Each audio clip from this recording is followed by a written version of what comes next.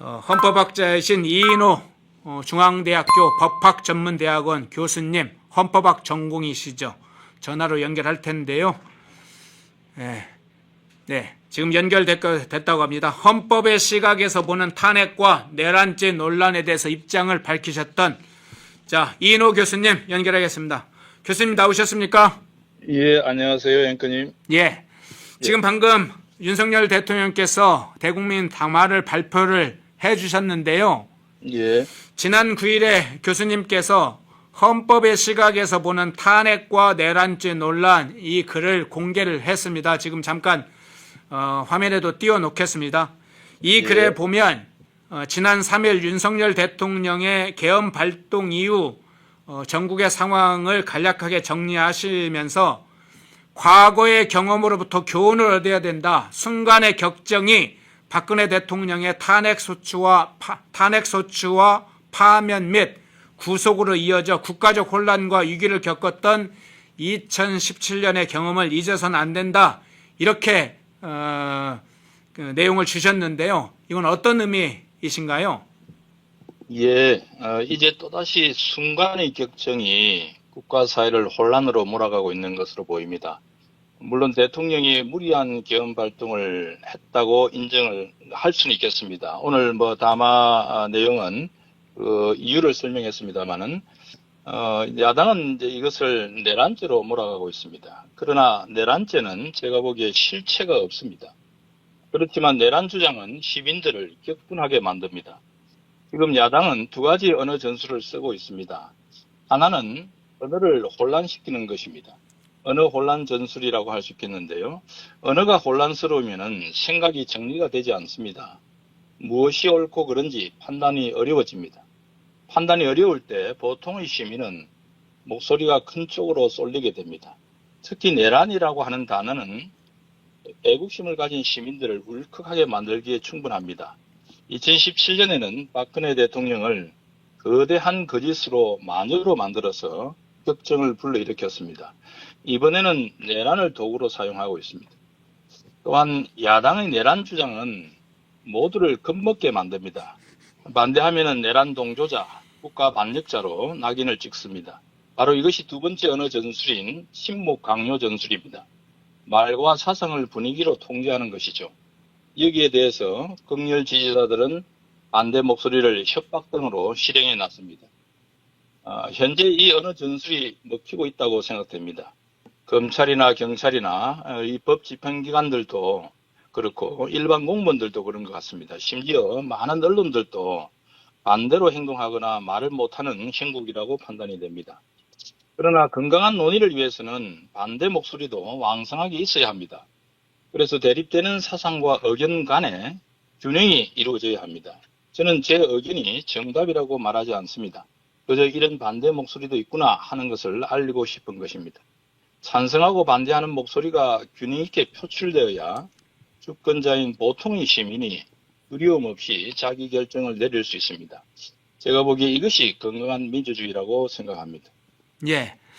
그 문제 중에 지금 말씀하신 문제 특히 대통령 대국민 담화에도 나오는데요.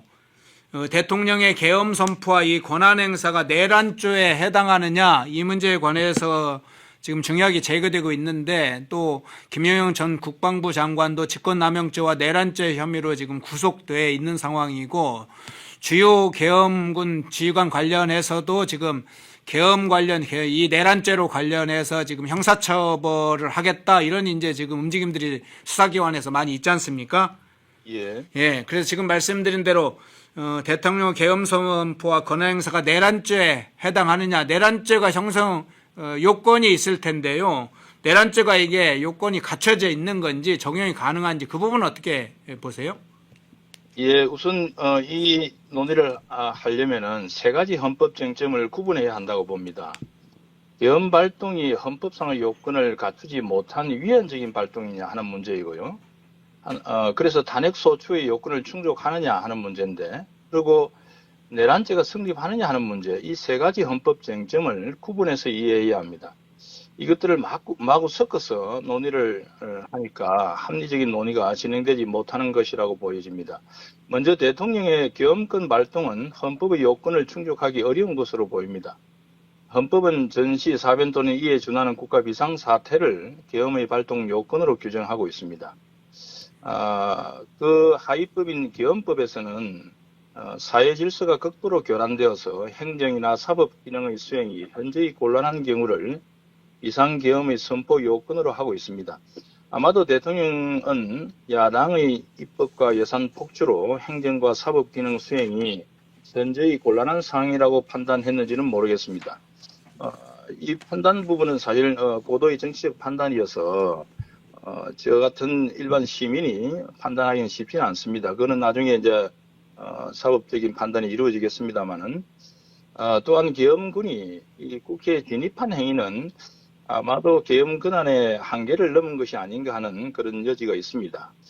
그렇다 하더라도 대통령의 계엄 발동이 여건을 갖추지 못한 위헌적인 행위라고 해서 대통령을 처벌해야 한다는 논리는 성립되지 않습니다.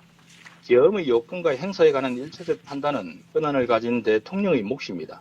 특히 비상대권으로서 계엄권 발동은 고도의 정치적 판단 행위입니다. 그 판단이 잘못된 것일 수는 있습니다. 다만 그 잘못을 사후적으로 확인해서 권한 행사를 무효로 돌리는 권한은 헌법재판소가 가지고 있습니다. 그러나 위헌 무효라고 해서 그 권한 행위자를 처벌하지는 않습니다. 예를 들어서 많은 법률이 헌법재판소에 의해 위헌 무효로 선언이 됩니다. 그래서 그 위헌적인 형법 조항으로 인해 억울한 감옥 살이를 하는 사람들이 있습니다. 그렇다고 법률을 제정한 행위자를 처벌하지는 않습니다. 위헌 확인의 효력은 그 권한 행사의 효력을 배제할 뿐입니다. 만일 계엄 발동으로 대통령을 처벌해야 한다면 위헌 법률을 제정한 국회의원들도 처벌받아야 할 것입니다. 대통령이든 국회의원이든 위헌적인 권한 행사를 할 수 있다는 점을 인정해야 하고요. 그 시정은 효력을 배제하는 것이지 행위자에 대한 처벌은 아니라고 봅니다. 다음으로 대통령의 계엄 선포와 권한 행사는 내란죄 요건에 해당하지 않습니다.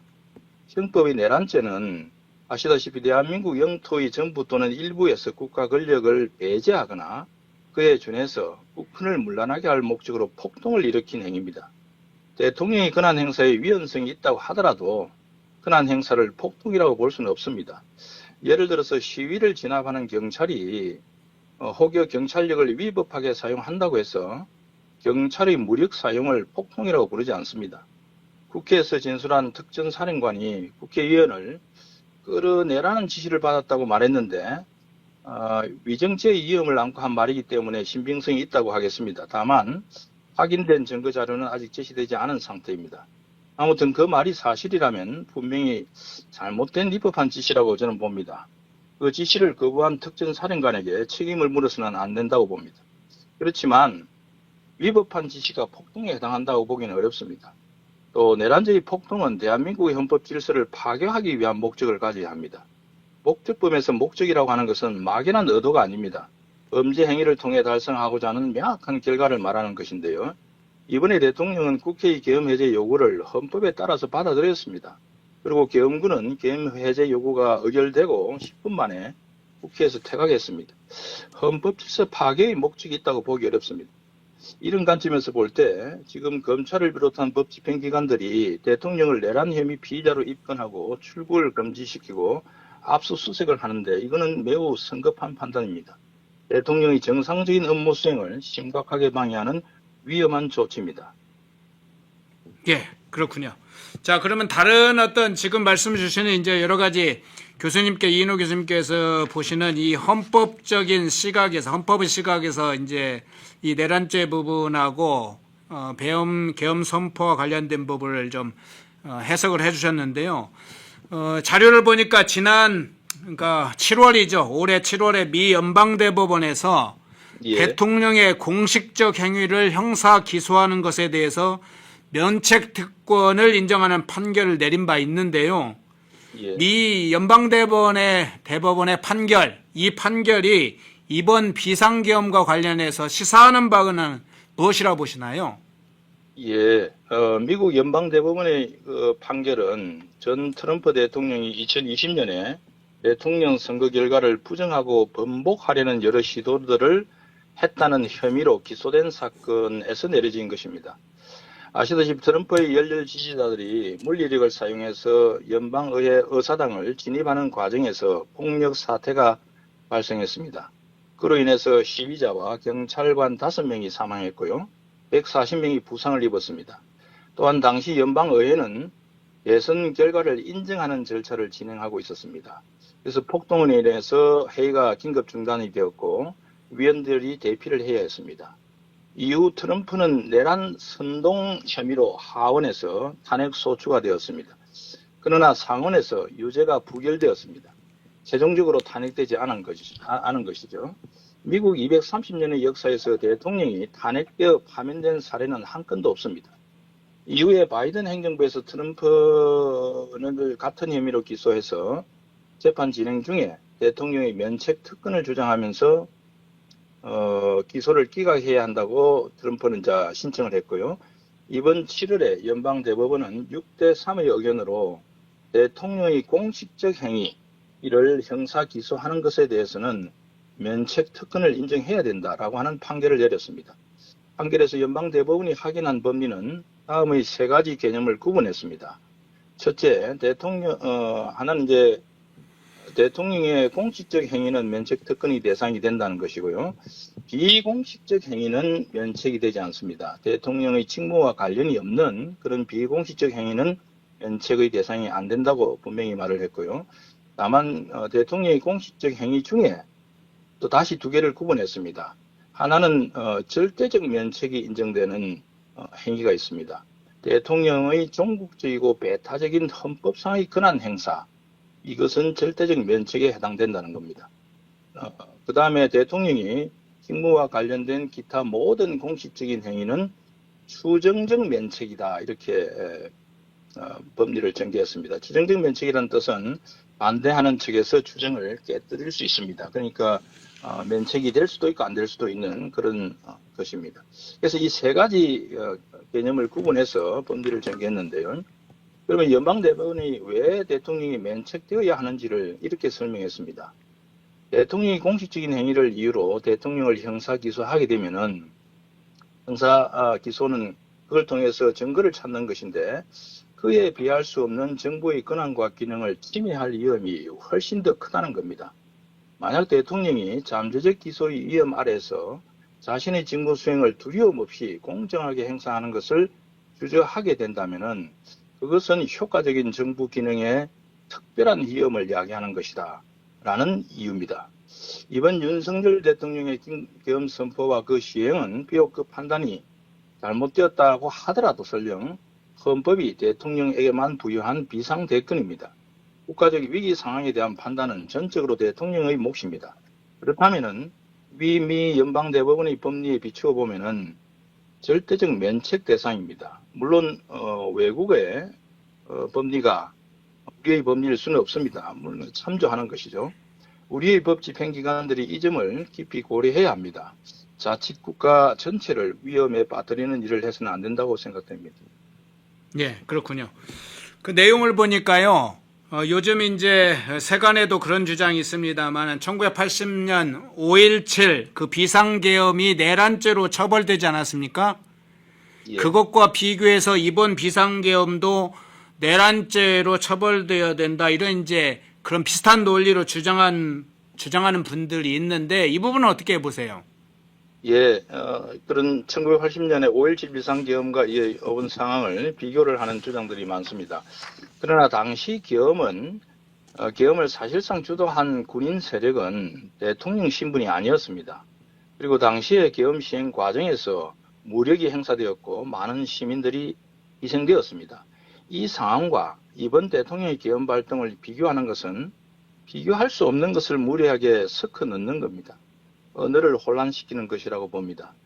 이번 대통령의 계엄 선포와 시행에 설령 판단 오류가 있었고 요건을 제대로 갖추지 못한 행위였다고 하더라도 대통령의 국가적 위기 상황에 관한 판단 오류를 처분할 수는 없습니다. 그렇게 되면은 헌법 시스템에 위험한 선례를 남기는 것이 됩니다. 향후에 국가적 위기가 발생했을 때 예를 들어서 방어 전쟁을 해야 하는 상황이 발생할 수 있습니다. 그때 대통령이 계엄 선포를 해야 하는데 이번 사태로 만약 이걸 주저한다 그러면은 더 큰 국가적 위험을 초래할 것입니다. 헌법 사건을 분석할 때 지금의 이 사건만 봐서는 정말 중요한 국익을 놓치게 됩니다. 예, 그렇군요. 자, 이 부분도 한번 좀 여쭤볼게요. 지난 7일에 대통령 탄핵 소추안 표결이 있을 당시에 우원식 국회의장이 표결 결과에 대해서 이렇게 얘기를 했습니다. 뭐 3시간 동안 국민의힘 의원들 들어오도록 막 기다리는 표결 결과를 발표하지 않고 기다리다가 마지막에 이렇게 발표를 했는데요. 의결 정족수 부족으로 투표 불성립 이렇게 선언했습니다. 저도 이 용어를 그간 사용해 왔는데 이게 정확하지 않다. 이게 잘못된 선언이다. 이런 의견이 제기되고 있는데 의결 정족수 부족으로 투표 불성립 이게 잘못된 표현이다. 그 부분은 어떻게 보시는지 하고요. 또 하나는 이 문제 먼저 여쭤보겠습니다. 지금 의결 정수 부족으로 투표 불성립했다는 우원식 국회의장의 선언 이 부분 어떻게 보시나요? 예, 좀 약간 법리적으로 좀 복잡한 이야기입니다만은 제가 보기에 투표 불성립은 투표 불성립이 아니라 안건의 부결입니다. 헌법과 국회법에서 비춰보면은 투표의 불성립이 될 수가 없습니다. 당시에 탄핵 소추안이 제적위원 과반수 발의로 표결에 들어갔습니다. 그래서 투표 결과 투표수가 총 195표로 헌법상의 의결 요건인 제적위원 3분의 2, 200표를 넘지 못했습니다. 그렇다면 이것은 안건 부결이지 투표가 불성립된 게 아닙니다. 여기서 법리적으로 좀 구분해야 될 두 개념이 있는데요. 의결 정족수라고 하는 것 개념하고 의결 표수라는 개념을 구분해야 합니다. 우리나라에서 잘 이걸 구분하지 않는 경향이 있습니다만은 대통령 탄핵 소추안은 제적위원 과반수가 발의를 하고 제적위원 3분의 2 찬성으로 의결을 합니다. 여기서 제적위원 3분의 2는 의결 정족수가 아니라 의결 표수입니다. 다른 예를 들어보겠습니다. 법률안은 제적위원 과반수가 출석하고 출석위원 과반수의 찬성으로 의결을 하게 됩니다. 헌법에 규정이 있습니다. 여기서 과반수의 출석이 의결 정족수에 해당합니다. 그러니까 과반수가 출석해야 표결에 들어갈 수 있는 거죠. 만일 과반수가 출석하지 않은 채 표결이 진행되었다고 하면은 그때는 그 표결은 아직 성립되지 않은 것입니다. 아마도 국회의장은 탄핵 소추안 부결이라는 결과를 선언하는 정치적 부담을 회피하고자 했던 것으로 보입니다. 국회법 제92조는 일사부재의 원칙을 선언하고 있는데요. 부결된 안건은 같은 회기 중에 다시 발의할 수 없다라고 못 받고 있습니다. 물론 정기회가 12월 10일 날 회기가 종료하였습니다. 현재 야당은 임시회를 열어서 새로 발의를 했기 때문에 국회법 위반의 문제는 없습니다. 다만 한번 부결된 탄핵 소추안을 계속 발의하게 되면은 그건 정치적으로 부담이 될 거라고 봅니다. 자칫하면은 의회 시스템을 훼손하는 그런 비난을 받을 수 있겠습니다. 그렇군요.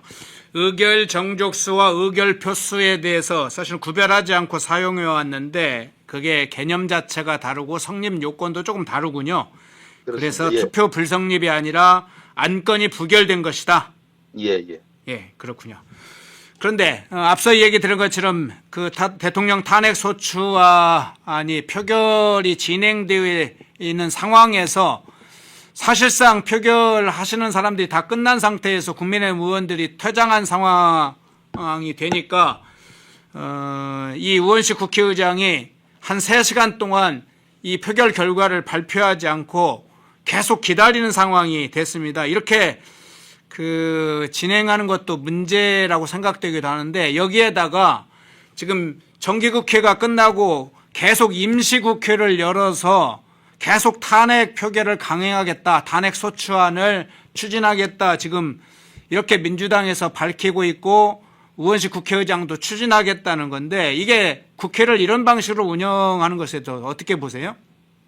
예, 저는 부결된 안건을 같은 회기는 아니지만 다른 회기에서 계속 그 회기를 또 쪼개기 해가지고 임시회는 30일간 열리게 되거든요. 그러면 그런데 이전에 이전에도 그런 사례가 있습니다만은 그 회기를 쪼개기를 합니다. 짧게 쪼개서 계속 회기를 다음 회기로 넘기는 거죠. 근데 그렇게 해서 계속 탄핵 소추안을 발의한다 그러면은 저는 그거는 오히려 탄핵 소추권을 남용하는 것이죠. 그래서 자칫 의회 시스템을 훼손할 수가 있습니다. 이거는 저는 정치적으로 큰 부담이 될 건데 글쎄요, 그건 뭐 정치적 부담을 안고 시행을 할 수는 있겠습니다만은 그거 자체가 헌법의 문제냐 하는 것을 조금 고민을 해야 되는데요. 저는 헌법적으로 의회 시스템을 훼손한다는 차원에서는 자제해야 된다고 봅니다. 그렇군요. 탄핵 소추권 남용으로 보여질 수 있고 그렇게 남용 사항이 되기 때문에 상당히 자제를 해야 된다.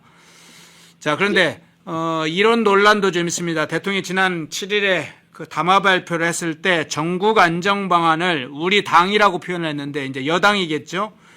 우리 당에 일임하겠다 이렇게 했는데 그 후에 실제로 한동훈 대표와 한덕수 총리가 특히나 이제 전국 수습 방안에 관해서는 한동훈 대표가 그걸 주도했는데 헌법상 이렇게 대통령의 권한을 여당에 이렇게 일임하는 것이 가능한지 대통령의 권한이 어떤 상태일 때 위임이 가능한지 이 문제도 한번 논란이 되고 있으니까 정리가 좀 필요한 것 같아요. 어떻게 보시나요?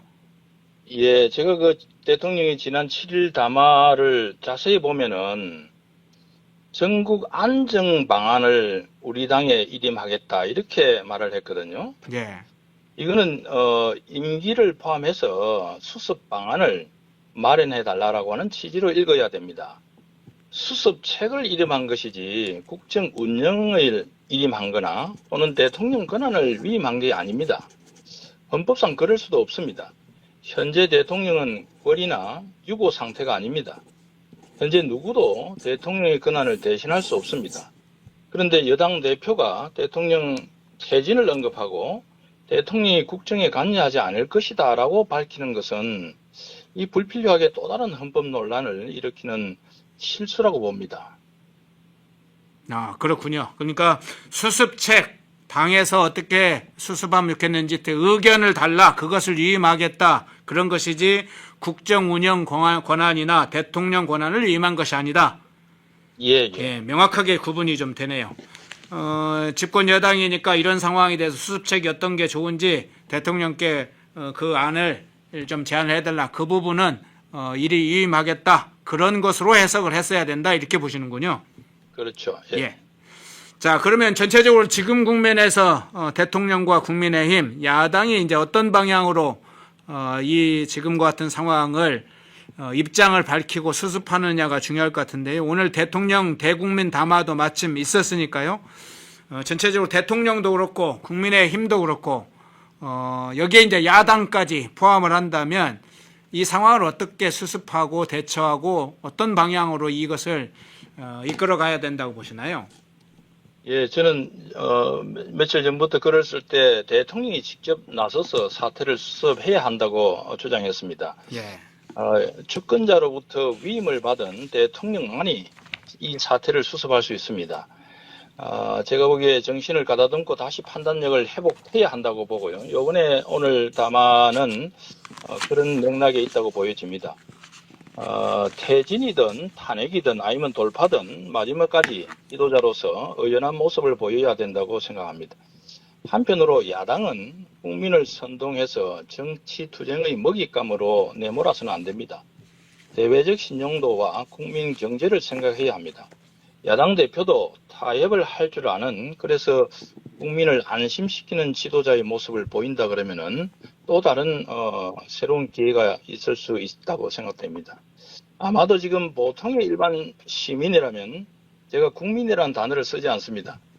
보통의 일반 시민이라면은 대통령과 야당 대표가 정치적 대타협을 하는 것이 아닐까. 그걸 통해서 현재의 어수선한 정국을 안정되게 두 정치 지도자가 타협을 해내는 것이 서로 윈윈하는 그런 모습이 되지 않을까 생각합니다. 예.